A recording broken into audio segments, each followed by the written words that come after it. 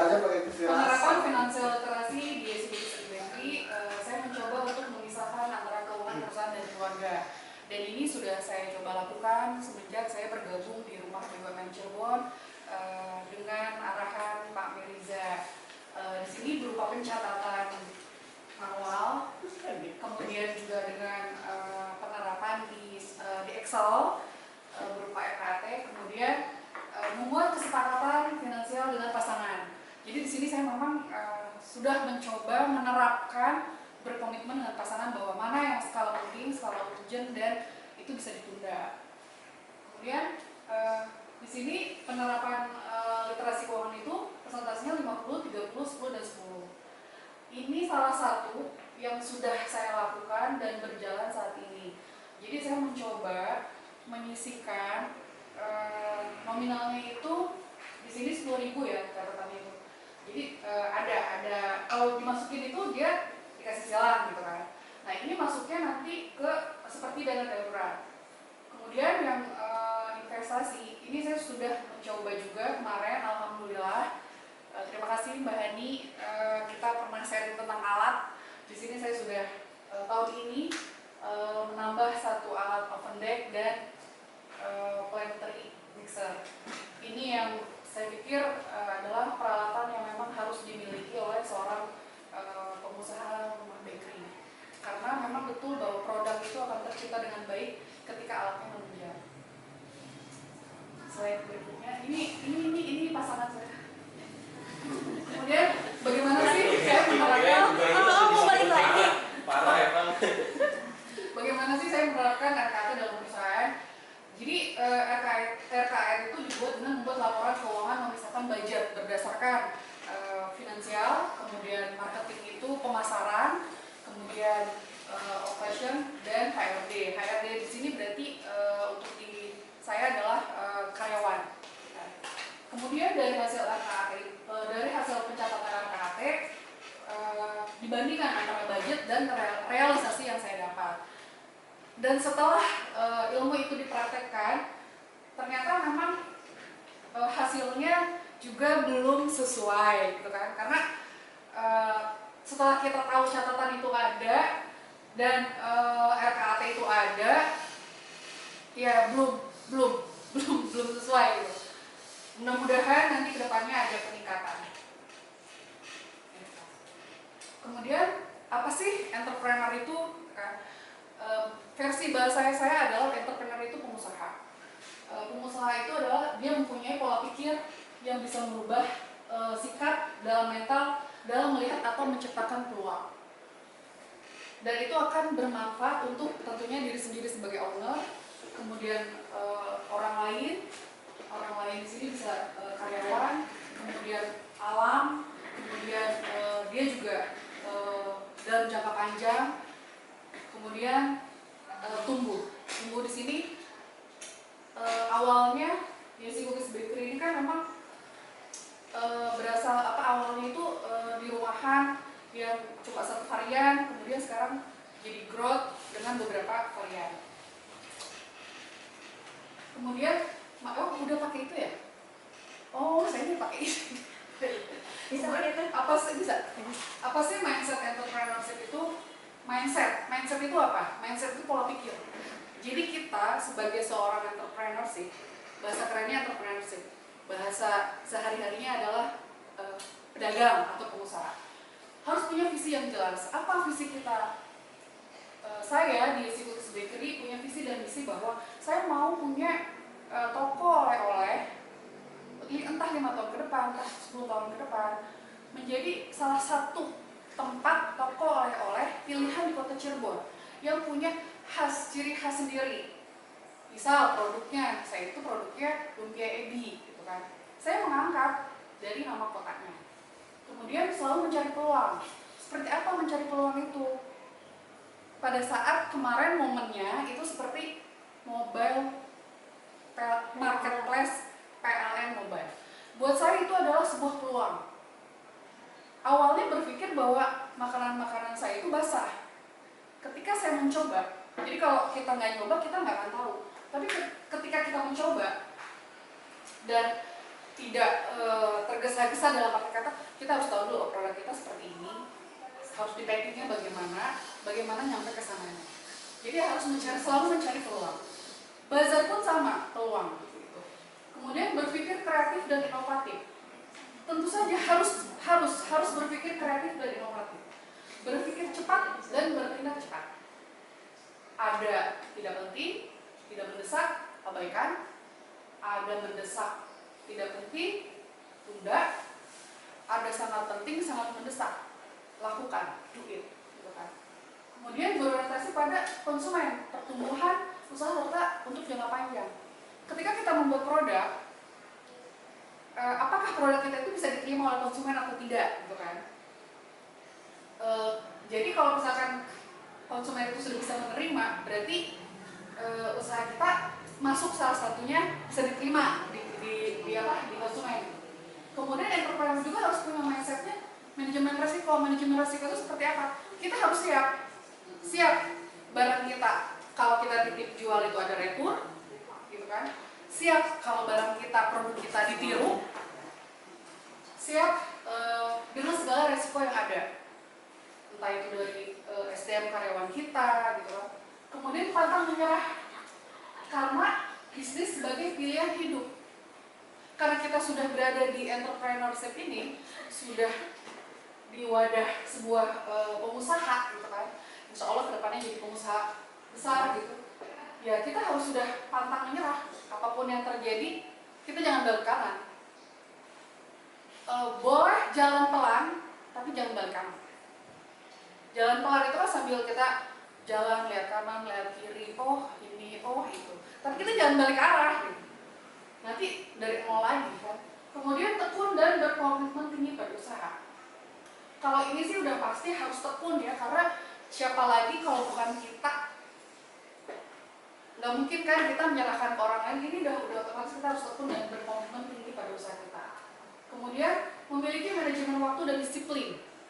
Contohnya hari ini kita berkomitmen kumpul di sini jam 8, TED, gitu ya. Itu salah satu komitmen. Kemudian bisnis sebagai ibadah. Menurut saya ibadah itu bukan hanya di bisnis, di semua lini pun ibadah.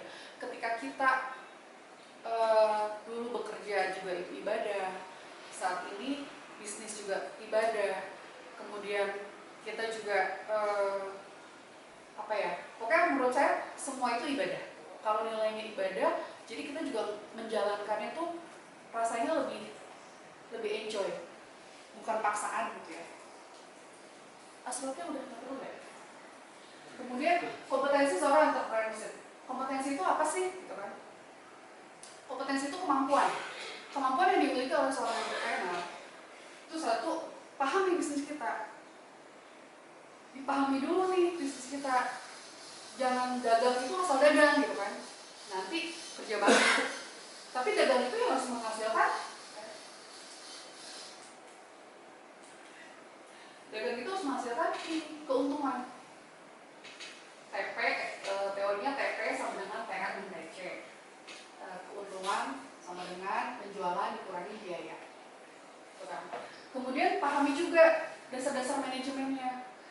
Ini memang semua ini lebih ke ilmu dunia gitu ya. Jadi kalau kita memahami dasar-dasar manajemennya, di dalam dasar-dasar manajemennya ada keuangan tadi seperti literasi keuangan, kemudian M-nya itu marketing, operation-nya itu operasional di dalam usahanya, kemudian juga H itu human, itu berarti karyawan dan owner dan tim. Kemudian kita juga harus siap dengan digitalisasi. Saya saat dulu bekerja dan sekarang bekerja pun sepertinya ada perbedaan tentang digitalisasi. Mau tidak mau, suka tidak suka, kita harus sudah melek dengan ini, digitalisasi. Supaya nggak ketinggalan. Karena sekarang tuh generasinya udah generasi Z. Ternyata toko offline itu memang untuk generasi apa sih namanya, Y apa yang lama itu ya Pak ya? Iya, generasi X. Tapi kalau generasi Z itu dia tuh bukannya Instagram dibuka, lihat fotonya kayaknya enak, order. Jadi memang kita dituntut di sini punya kompetensi digitalisasi. Mau nggak mau belajar, jadi nak. Kemudian memiliki modal yang cukup. Modal di sini kalau menurut saya itu ada dua, uang dan semangat. Ada semangat, nggak ada uang, jalan. Nggak ada semangat, ada uang juga nggak jalan. Jadi harus semangat. Kemudian memiliki sikap yang profesional. Sikap profesional itu kan kadang kita suka nggak enakan ya. Aduh nggak enak. Nah udah profesional aja. Gitu. Kemudian manajemen waktu. Sudah direncanakan jam sekian saya produksi, jam sekian sudah terpajang di toko, jam sekian sudah siap pengiriman, jam sekian tutup toko. Dulu saat rumah produksi belum terpisah, itu tidak punya manajemen waktu. Jadi kadang sampai jam 11 malam, jam 12 malam, saya bekerja terus. Kemudian qadarullah-nya memang mungkin sudah waktunya gitu, dipaksa untuk saya harus berpisah tempat. Awalnya saya nggak mau karena saya takut, tapi dicoba, dijalani, memang betul itu kerasa banget. Saya punya jam kerja jam 8 sampai jam 5. Jam 8 saya sudah di toko. Mau ada yang beli, mau nggak ada yang beli, pokoknya tungguin toko, gitu kan. Jam 5 saya pulang. Itu yang saya terapkan. Kemudian manajemen keuangan. Memang di sini paling berat di sini di manajemen keuangan. Kita tetap harus disiplin dengan keuangan. Mau jajan aja sekarang udah pikir. Limited edition di ATM. Kemudian yang ketujuh adalah SDM, ini tim kita yang karyawan. Kemudian membuat konsumen puas dengan produk itu udah pasti. Adanya testimoni itu adalah bagian dari produk kita bisa diterima di pasaran.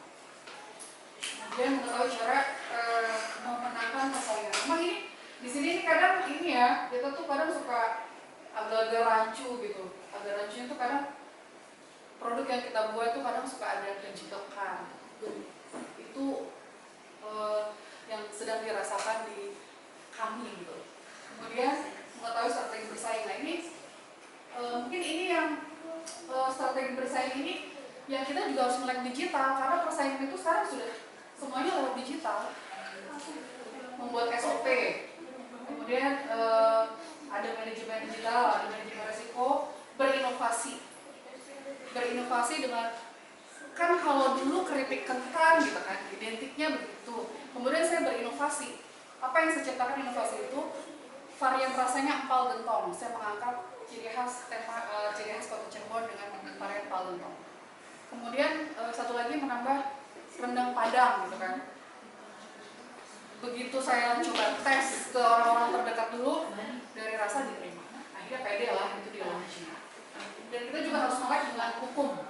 Karena sekarang banyak hal yang kita tidak ketahui. Salah satunya ini caranya bisa dengan mematenkan HKI. Nah, kan banyak kasus kan sekarang kayak Ruben Onsu. Jadi kalau kita udah mematenkan produk kita, minimal kita menjaga aset kita. Kemudian karakteristik seorang entrepreneur. Karakteristik itu apa sih? Medina bisa dibantu nggak? Karakteristik itu apa? Karakteristik itu ciri khas seorang entrepreneur, ciri khas seorang pengusaha. Satu, integritas. Integritas itu apa?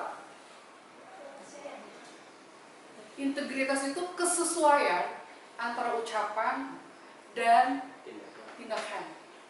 Itu integritas. Jadi kalau zaman dulu kerja, ada jam kerja masuk, gitu kan? Ditentukan jam sekian, kita masuk datang jam yang sudah sesuai karena itu integritas. Kemudian jujur. Ya kalau ini mah bukan cuma entrepreneur aja ya, kalau jujur sih ya, gitu kan. Sama pasangan juga kan harus jujur kan. Kemudian disiplin, buat komitmen dan tanggung jawab dan pantang menyerah.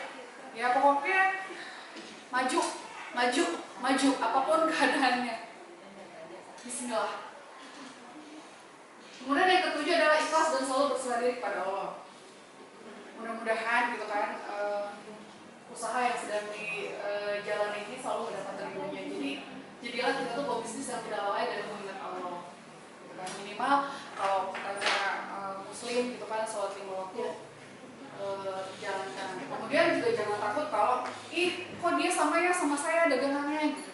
Insya Allah rezeki itu sudah porsinya sudah tersebar sesuai dengan orangnya gitu. Maksudnya udah ada, jatuhnya udah ada. Jadi kita nggak usah takut karena masing-masing udah ada ketetapannya. Nah, bisnis, konsep bisnis. Jadi bisnis itu menghasilkan uang dan menghasilkan nilai gitu kan. Di dalam dua ini kita punya ilmu manajemennya berupa FMOH, menghasilkan keuntungan, profit. Jadi ya udah, intinya bisnis itu ya dapat untung gitu.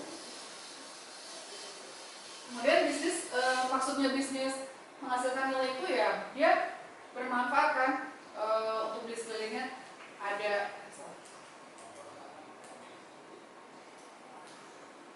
di sini ada shareholder value itu apa sih, keuntungan ya, dividen. Kemudian nilainya itu customer menjadi puas, kemudian bisa merekrut karyawan gitu kan. Kemudian juga masyarakat dan alam juga.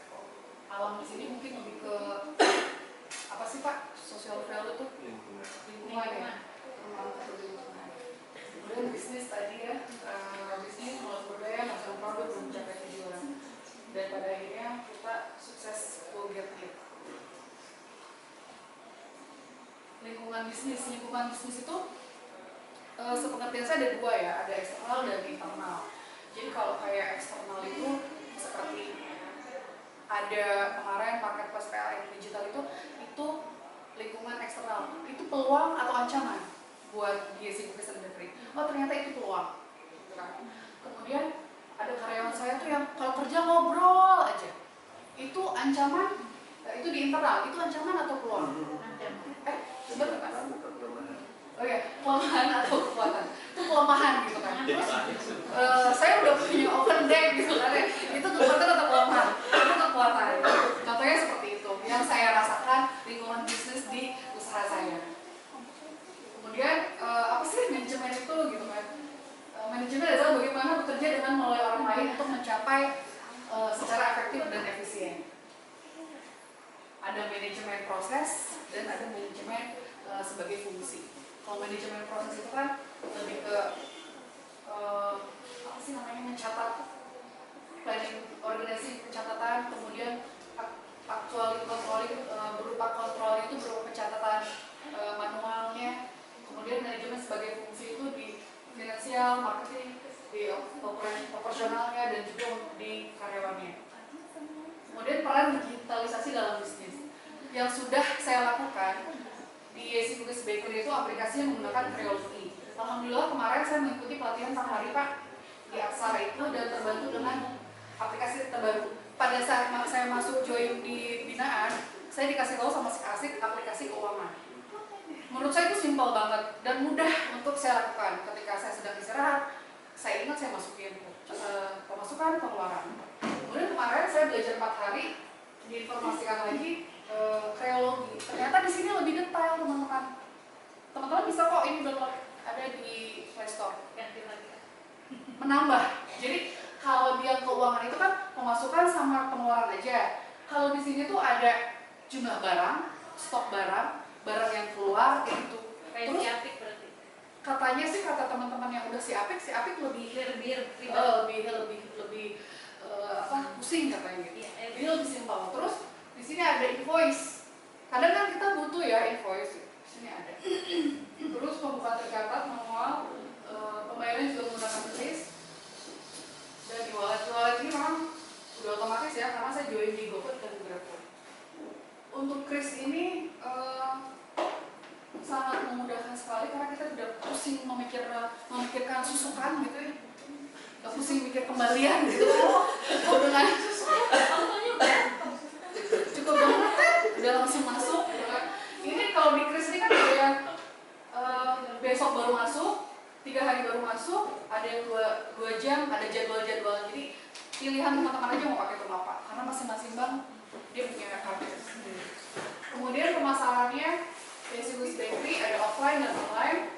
Untuk offline ada di Jalan Serbaguna ya. Kemudian kalau untuk online saya masuk di GoFood, GrabFood, juga via Instagram.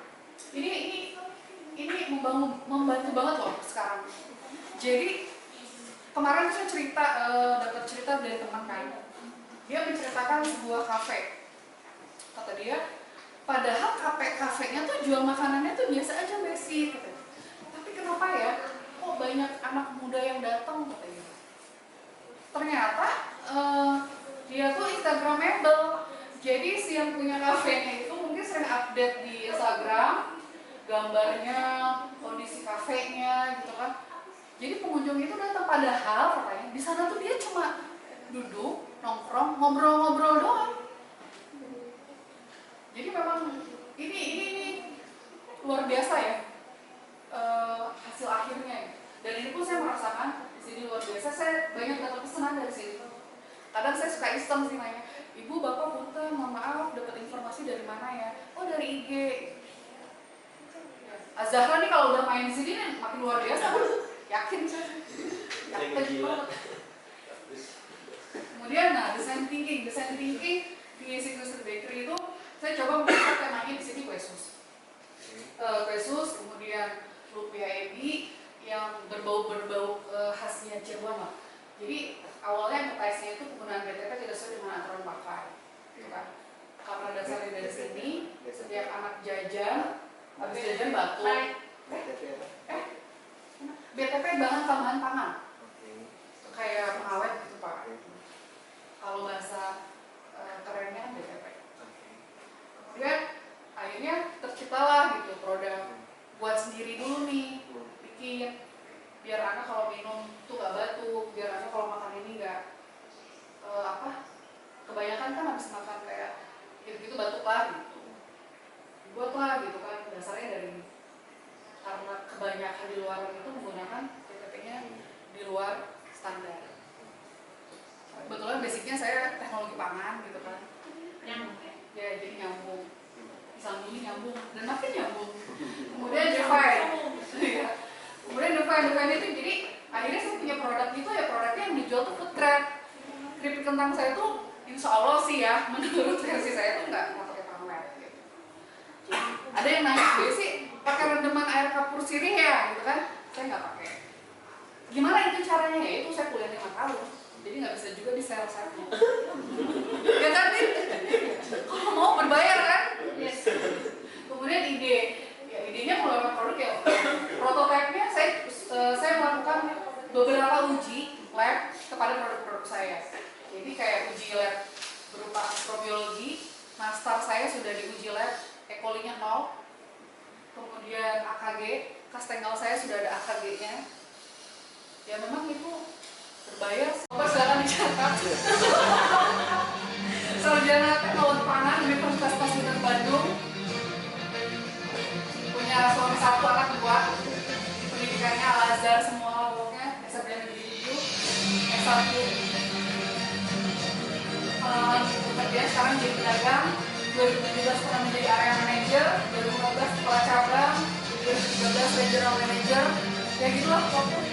Pencapaiannya BES ASN Nasional ketiga, ASN terbaik kedua di Bandung.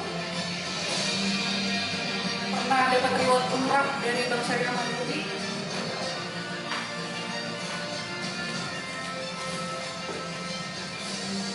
Pernah juga sebagai pemateri pelatihan upgrading marketing, kemudian mengisi di kedinasan. Ini binaannya, jadi pernah di CIC, di Ingat, kemudian sekarang di Doan. Ini workshopnya.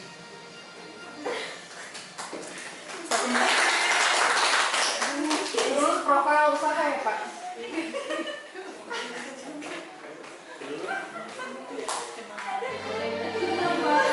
Ini ya profil usahanya. Al-Qadarnya dadakan. Bingung mau di mana. Ya man sallaita bi kulli al-anbiya, ya man fi qalbika rahmatun